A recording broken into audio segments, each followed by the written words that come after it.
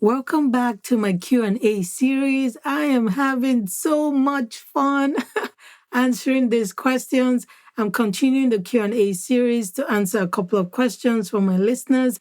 The question I'm answering today is, I am an experienced VA. VA stands for virtual assistant with 8 years freelancing experience. I'm in the process of transitioning to becoming a full-time service business owner. Do I need a website to start my service-based business? Ooh, stay tuned as I answer this question in today's episode. I have a review from Jenny Baldomero on Apple Podcasts. Jenny titled her review, Such Valuable Information. Jenny writes, as a mom starting her business, I appreciate the guidance she provides. So knowledgeable. Thank you so much, Jenny, for your encouraging review. I love reading these reviews. If this episode has provided guidance to you as a mom starting a business, please leave me a 5-star review on Apple Podcast so this podcast can reach more people. Scroll to the bottom of my podcast page where you're listening right now. You will see the ratings and review section. Locate and click the Write a Review purple link. Enter a title for your review. Click on the 5-star icon. Type your written review for this podcast. Click submit and you are done. Thank you so much in advance for leaving me a review. Let's dive into today's episode. Hey sis, welcome to the Start That Business podcast, where you will find practical solutions that empower you to start your service-based business. I'm your host, Chichi Ukomadu, an entrepreneur, wife, mom of 3, and a Jesus follower. 10 years ago, I was afraid of giving up my desire to build a corporate career and say yes to the Holy Spirit's nudge to start that business. I believe personal fulfillment comes from letting go of your way and saying yes to God's way so you can become all you were created to be. If you're ready to find personal fulfillment, grab a cup of coffee, tea, or hot cocoa, and your favorite snack. It's time to take your first step to start that business. You know the one I'm talking about? Yes, that one you've been putting up for a long time. I started my business journey as a personal shopper freelancing on the side with no website. I didn't have a website when I started, and that's the beauty of freelancing because you can leverage a lot of freelancing platforms to start your service business if you have a skill that you want to freelance with, like a VA, a virtual assistant, or a bookkeeper, or someone with an accounting experience. So that's the beauty of freelancing. And I actually recorded an episode on freelancing, how to use your skills to start a side hustle without owning your own website. That episode is episode 15. If you are interested in starting as a freelancer to get your feet wet, I will advise you to listen to episode 15, how to start a side hustle as a freelancer. All right. Do I need a website to start my service-based business? Now, I'm trying to answer the question. This person is transitioning from freelancing to becoming a full-time service entrepreneur. Now, the answer for me will be it depends on the type of service-based business you are starting. I have a client who is a psych nurse practitioner.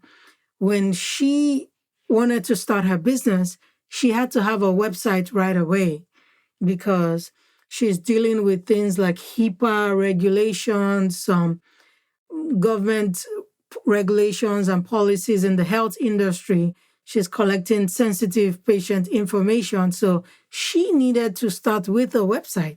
She needed to start with a website right away because of the governing bodies that she was accountable to, or she's accountable to, because of her type of service-based business.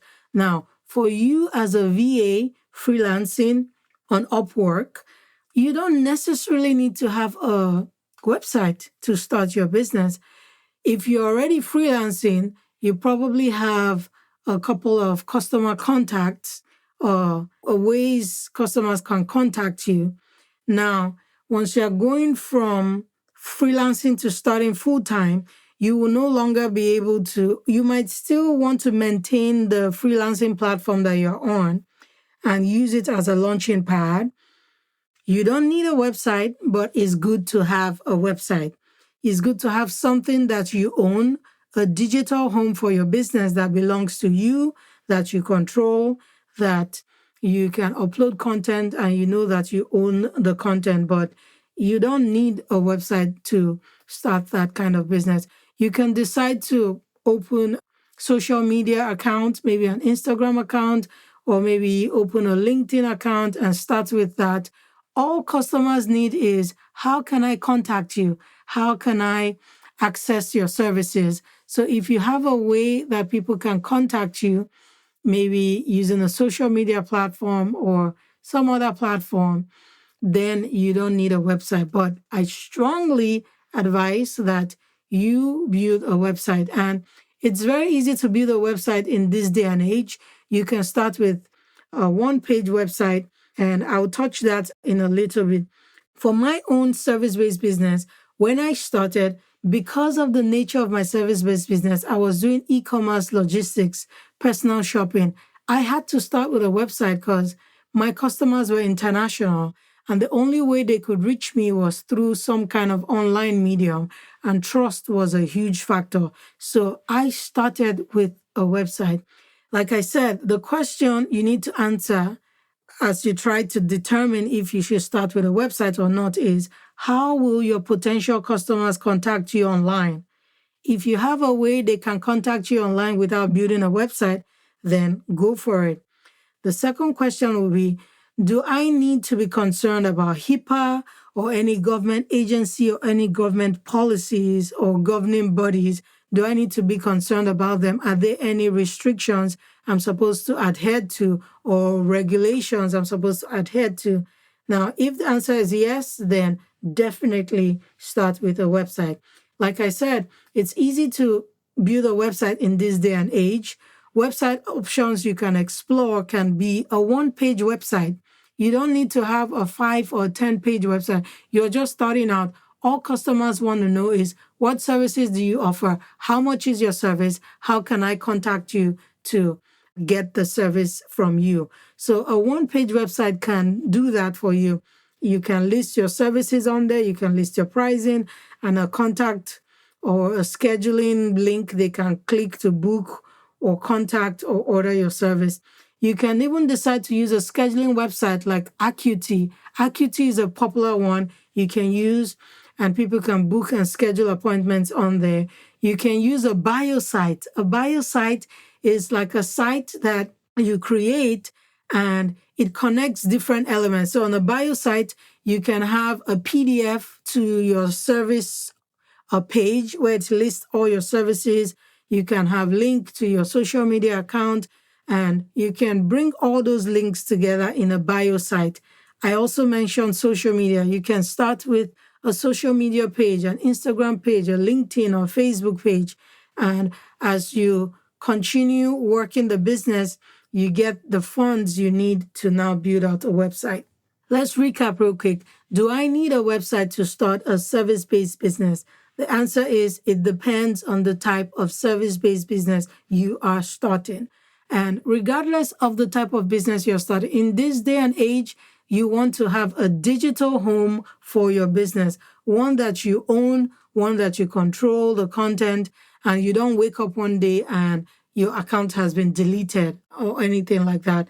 I strongly advise and recommend that you should start with a website, but you don't have to, depending on the service-based business you are starting.